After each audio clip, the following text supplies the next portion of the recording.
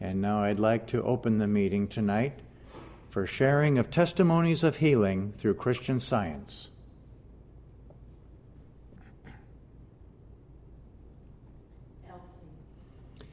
Elsie from Alabama, go ahead. I want to thank you for those beautiful readings tonight. I'm so grateful. In the hymn we just read, "He that has made my heaven secure will here all good provide. While Christ is rich, can I be poor? What can I want beside?"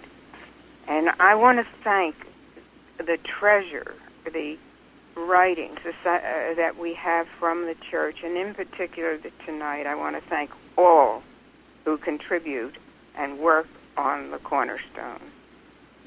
I know it is all done in love, and I also know it's work. This week in the lesson, citation 9, last line says, "The effect of this science is to stir the human mind to a change of base on which it may yield to the harmony of the divine mind." And I feel we are so blessed to have the Cornerstone, because it does just that. It accomplishes that very thing. And I just have to express my gratitude to all that, and this comes from my heart. I am so grateful for the Cornerstone, and I do appreciate the work that goes into it. Thank you. Now, Elsie was referring to the magazine that our church publishes. We recently changed its name. It's called Love is the Liberator. So. Okay, Day from Maryland, please go ahead. Thank you. Since I began studying Christian Science, I've learned that if something seems to be lacking that I need, it's because I'm not thinking about it the right way, and I'm not thinking or thanking God enough. The Plainfield website is such a wonderful example of God's abundant provision. No matter what seems to be lacking, I can always find something here to read that will get my thought on the right track and clear out anything that's in the way of me seeing the good that God is doing. And when I gain the right idea and persist in making it my own, I start to see the results in my experience. I'm so grateful to be a part of what God is providing for the world through this church, and to know that it's important that I'm consistently giving all that I can, as God directs, with constant prayer and healing thoughts going out to the entire world. Thank you so much for tonight's meeting. Thank you. Betty from California, go ahead.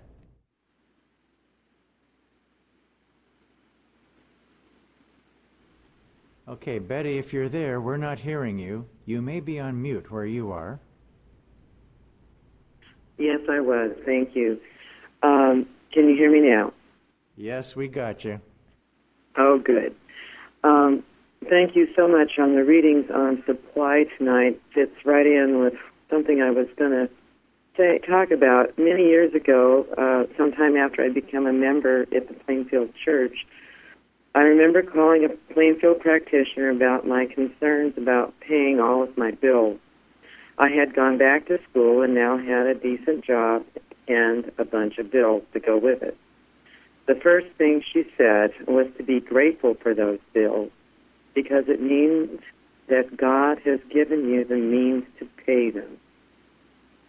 She went on to say that I needed to pay God or church first, also the practitioner.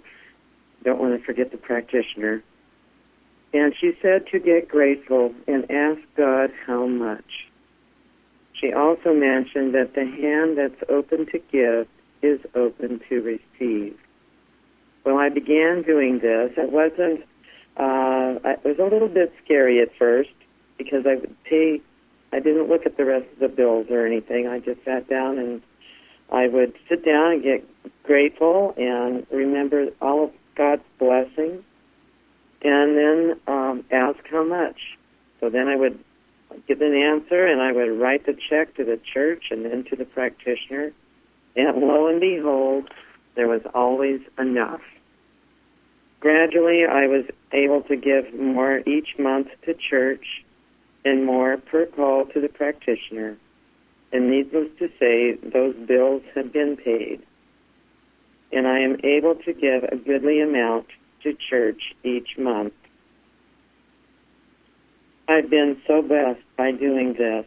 The concern over money matters is basically no longer there. And I've experienced supply, not so much like I'm not rich and famous or anything like that, but I have enough and plenty to do what I need to do. In this week's lesson, Jesus says, freely ye have received and freely give. And this whole thing, to me, was all about loving and trusting God with my whole heart. And again, thank you so much for your readings on supply. Thank you.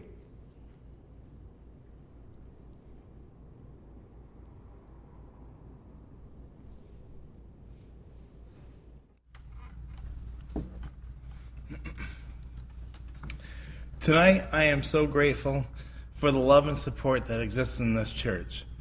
Last Wednesday, we broadcast from a remote location, and it didn't go as smoothly as I hoped for. I berated myself for that, but then I realized that huge blessings came from that experience.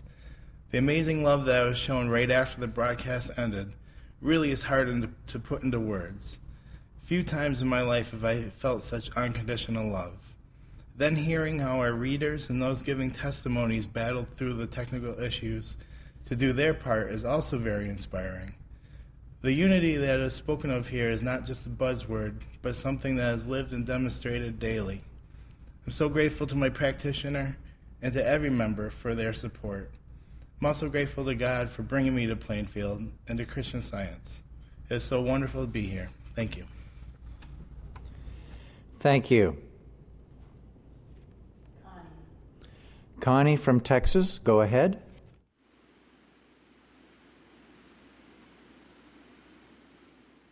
We don't hear you, Connie. You may be mute where you are.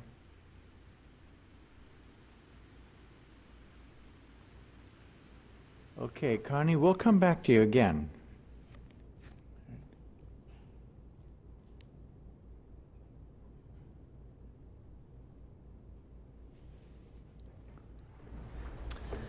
I'm grateful for, well, there's so many lessons I've learned, life-changing lessons, but one that I was thinking about recently that I'm grateful for, and it's pretty basic, but for me it was a huge lesson that I learned in this church, and that is that you can't go through life looking to be entertained or catered to and expect to be happy and feel like you're accomplishing anything. It was a practitioner in this church I went to for help one day when I was feeling down, feeling a little depressed. And the practitioner asked me, "And what have you done for someone else lately?" And I thought, and I was in a state of shock that I couldn't think of anything that I had done for anybody else recently. And that began a change in my life that I am extremely grateful for. The practitioner made the point and taught me that in order to be happy, we have to be thinking of others. It's a matter of principle. And there was a quote in our textbook that was given to me. "Good deeds are immortal, bringing joy instead of grief, pleasure instead of pain, and life instead of death. Whoa, so that's what good deeds can do. Well, for me, this was a really important lesson. And after that, whenever I felt like I was getting a little down or depressed, I would think of something to do for someone else, ask God, what does somebody need, and fulfill that need. And sure enough, it always cured whatever was getting me down. So I'm so grateful for this simple yet profound lesson. So grateful for the help of that practitioner many years ago that has taught me that good deeds heal just about anything. I'm so grateful to be here tonight. Thank you.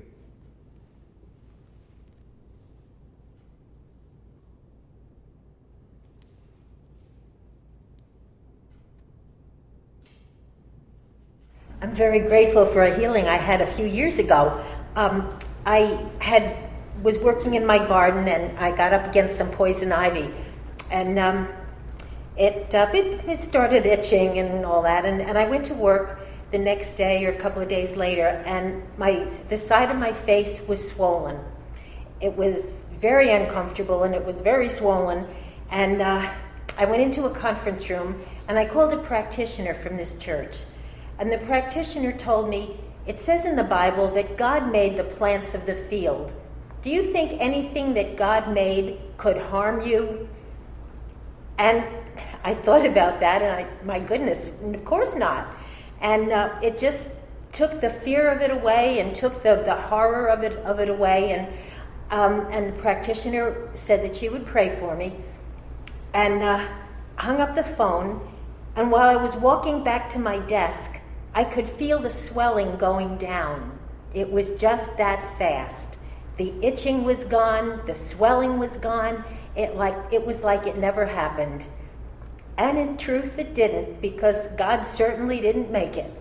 I am so very grateful for Christian Science and so grateful for the help of this practitioner and grateful to God for what he has given us. And thank you, girls, for those readings. They were beautiful. Thank you. Thank you.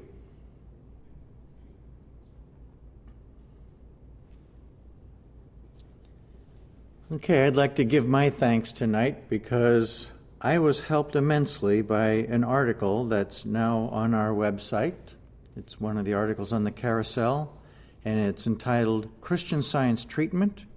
And this is an article that was written by Mary Baker Eddy. But the testimony goes like this. Recently, we received a bill from a service provider, and it was a lot of money. But not only that, it wasn't right. It was inappropriately way too large. And the first thing that hit me when I opened up this bill and looked at it was all of the accusational arguments that were going in my head. I'm going to call up this person, and this is what I'm going to say. Fortunately, I didn't make the phone call right then. Instead I sat down and prayed to God, what do I need to know here? And it was such a clear thinking that error is not personal. You know, this bill was an error, but it's not a person. So before you pick up the telephone and talk to somebody, why don't you see that person as part of the solution instead of part of the problem?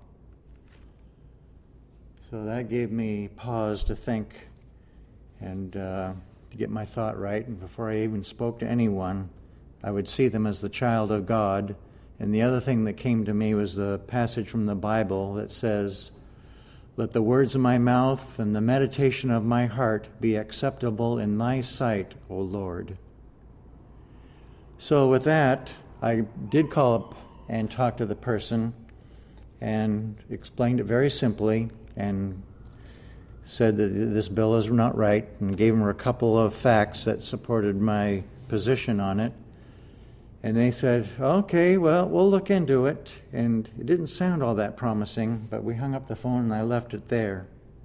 And then after that, I kept getting this idea of concern. I got this idea that I'm going to have to dig into all the details and explain what their bill should be. But that's when I read this article, Christian Science Treatment. And a couple of the passages in this article are stated, when we turn for power from matter to spirit, we can move mountains, surmount obstacles, and achieve every success, and overcome fear and sin. And later on it says in this article, mental activity must be tranquil, not lazy. It must express force, and it must know the reality of man's oneness with God and the utter unreality of evil in all its forms of belief. Know that your treatments are good ones, and have no fear that they are not. A Christian Science treatment is never afraid that it will not work. That gave me peace of mind and rest. And it was just yesterday, a new bill came from this company, and all of the appropriate adjustments were made, and the amount of it is now correctly stated. And I'm thanking God for all the lessons that I learned, because a Christian Science treatment does indeed work, and I need never fear that it wouldn't.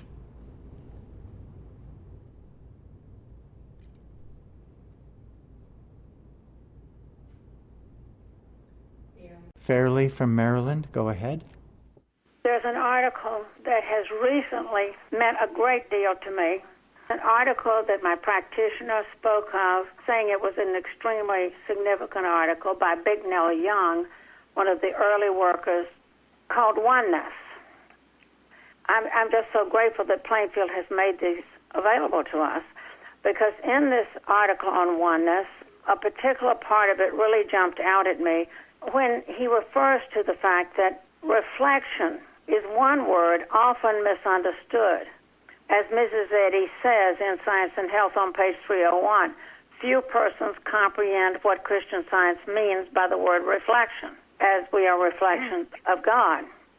And so he goes on to explain it. It is the consciousness that God is my mind, the consciousness that I and my Father are one. This takes away the sense of two-ness or duality, which often accompanies the effort to understand reflection. And it is the reason we do not comprehend what the word means.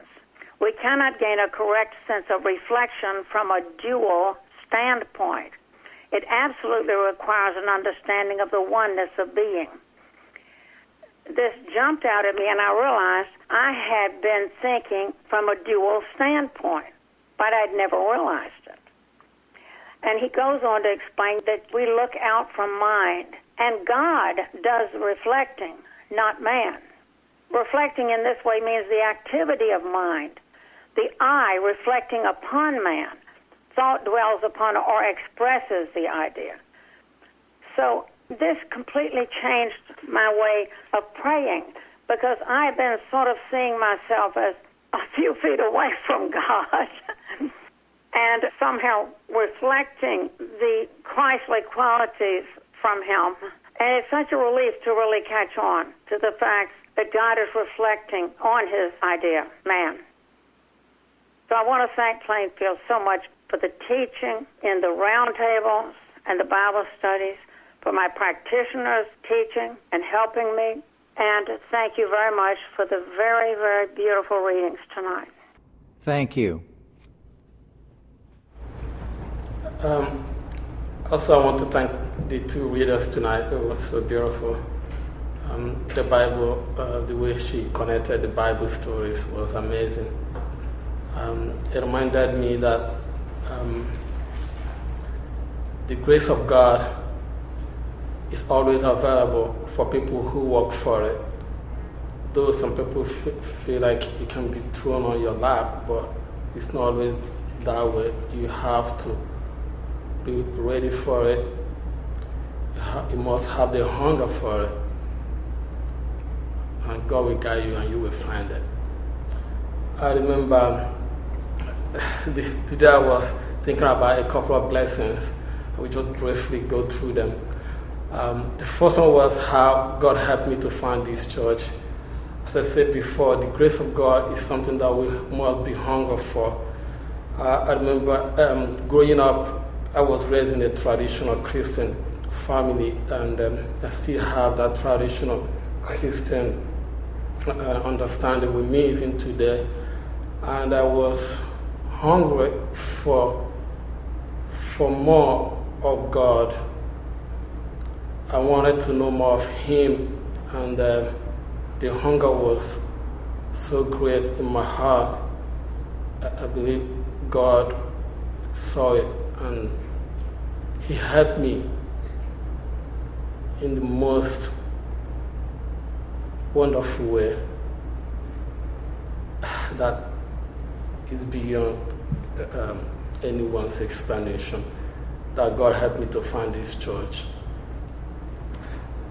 If you look at it in a material way, I wasn't the right person.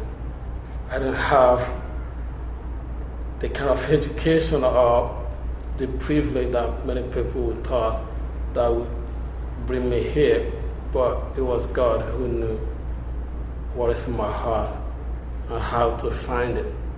And He guided me to this church and made it possible for me to stand here tonight. For that, I'm very grateful to God and to this church. Another blessing I was thinking about today was a few years ago. That was before I came here, when I was traveling. During that time, I have already discovered this church. And I was traveling. It was intercontinental traveling, because I have to travel across a few countries to get to where I was traveling on business. And I came to a bus stop where I have already bought my ticket. And as I was waiting for my bus to get ready, so I decided to have breakfast. As I was having breakfast, a gentleman saw me and he approached me. He asked me where I was traveling to. I told him. He said, "No, you shouldn't travel that way. Who told you? Who sold the ticket to you? That's a very dangerous journey you are about to make." He said, "No, I will help you to return your ticket and help you buy a new ticket that will safely take you to where you're going. You shouldn't take that way. It's not good. It's dangerous for you and for everyone. Nobody's taking that route at the moment." And nobody told me this. Even when I bought my ticket, they just sold it to me. But God brought this gentleman to me, and he helped me to change my ticket, and I bought a new one, and my journey was peaceful, and I get to my destination safely. That told me that wherever you are traveling to, if you commit that journey or traveling to the hand of God, and you have good reason for that traveling, God will never let you to get in trouble. Even if you make mistake, He will always provide you the opportunity to correct it. And it was a wonderful blessing. It happened a few years ago, and I still remember it. Whenever I remember that blessing, it just tells me more about God, how He's taking care of me and everyone that trusts in Him. Thank you. Thank you. Florence from Georgia, go ahead. Thank you. Tonight I'd like to give gratitude to God for Christian Science, because it really helps and has helped me to have more faith in Him, to trust Him with everything, and to know that there is nothing He cannot do. I've also learned through Christian Science to stay awake, to make nothing of all the wrong thoughts that come after I've prayed to God for His help or guidance. These thoughts come to create doubt, discouragement, even depression. And the more I really trusted God, and He's helped me to understand more of His nearness, our oneness, like someone just said, with Him, the more I focus now on listening for His answer when I have asked for something. This week, there was a decision to be made. I had an invitation to some event today, early today. But my thought was, is this really something I have to go to? So I just prayed about it, knowing that God will make the decision. Before I would be agonizing, oh God, should I go, all that. But I gave it to God, knowing, trusting that the answer would come. There didn't seem to be any answer until today. The person asked me again if I was going, and then I said, I will know by tonight, this evening, close to the time. This was yesterday, I'm sorry. So it's interesting that before I really went to sleep, the person told me that they received an email which said that there was no ticket for me to go to the event. This may seem small, but I was so grateful because to me it meant that God always knows where I should be, what I should be doing. And I gave it to him, trusting him that the answer would come. Mrs. Eddy says in Miscellaneous Writings, no doubt must intervene between the promise and event. No doubt must intervene between the promise and event. And this is another proof of how much we really lack nothing, not even the ability to make right decisions, because God makes them if we turn everything to him and trust him with it. I'm grateful for all the testimonies tonight, and I'm grateful for the service. Thank you. Thank you for those tremendous readings. And thank you for this church and our practitioner that has been supporting me. And I find that starting to realize better how important, how usefulness is also principle, and that I need to love it. And I then rekindled a love for being useful, into using the skills that I've had, and it made my days much happier and successful. If you just go through a day without desire to be useful, but just get through it, it's really it's very boring and it's a letdown. You don't accomplish much. But the last couple of days, I realized things that you do, you need to have a wonderful purpose and they bless somebody. And I sure it's just error that was blinding me to that. But it's over. And I thank God and the support that we have. Practitioner told me today, just a closer walk with thee. And I've been praying and thinking on that. And it must mean that I should just be more God-like and ask and obey. And I'm sure that's part of it. Thank you. Thank you.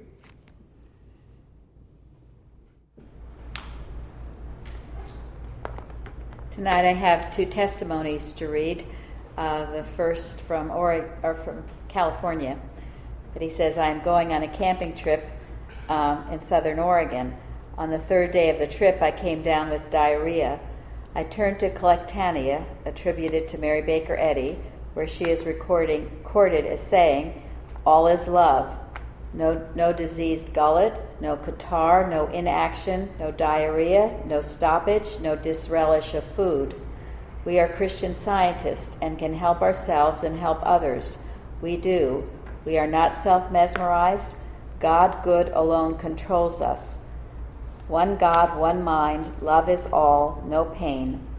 Within an hour I was healed. And then Wisconsin, a testimony. In the lesson this week is this statement from John, I will pray the Father, and he shall give you another comforter, that he may abide with you forever, Christ Jesus. The other night I came home from work disturbed about the attitude displayed by one of my co-workers. While reading Mary Baker Eddy's 6 Days of Revelation, compiled by Richard Oakes, I came across a statement that in essence said, to see God as God sees him. As I thought about this, the fog lifted. The next day, all evidence of hostility was gone. I have so much to be grateful for. When there is a problem, I can go to God for the answer. Thank you to my practitioner for her loving and patient support, and to the Plainfield Christian Science Church for all they have given me and the world. And most of all, thanks to Mary Baker Eddy for her dedication and love, for giving us Christian Science, our comforter. A few weeks ago at one of our roundtables, I mentioned a prayer. It's found in Colossians 1, verses 9 to 12, and it is this: "For this cause we also, since the day we heard it, do not cease to pray for you, and to desire that ye might be filled with the knowledge of his will, in all wisdom and spiritual understanding, that ye might walk worthy of the Lord, unto all pleasing, being fruitful in every good work, and increasing in the knowledge of God, strengthened with all might, according to his glorious power, unto all patience and long-suffering with joyfulness, giving thanks unto the Father, which hath made us meet to be partakers of the inheritance of the saints of light." This is a beautiful prayer given to us by the Apostle Paul. It is a pure and a righteous prayer. Sometimes we might have concern for a friend or a family member and would want to pray for them. It's very easy to want to outline what you might want for that person. You know, maybe you want them to move to New Jersey or find some job or get a degree or all kinds of things. But to tell God or to outline what you feel you want wouldn't be a real righteous prayer. This prayer is a righteous prayer. You are praying for a person, whoever that might be, to become closer with the Father. A while ago, I had a family member who I hadn't heard from in a while and was concerned about, and I took up this prayer. I began to pray it daily, thinking about that person and knowing that person was knowing God better, in God's care.